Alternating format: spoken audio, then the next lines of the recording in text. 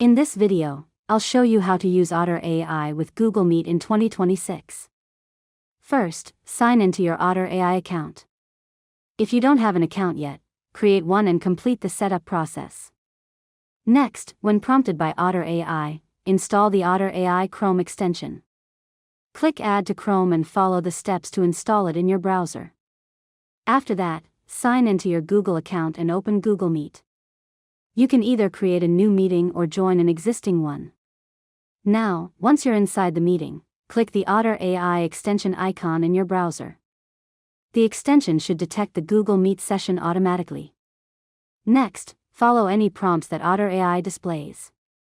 You may be asked to grant permissions or enable meeting transcription features. After that, start the transcription or recording feature if required.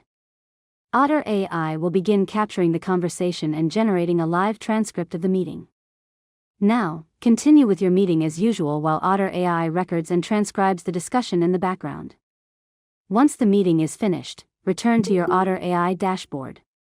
There you'll find the transcript, meeting notes, summaries, and key discussion points generated by Otter AI. Finally, review the transcript, make any necessary edits, and share or download the notes if needed. And that's it.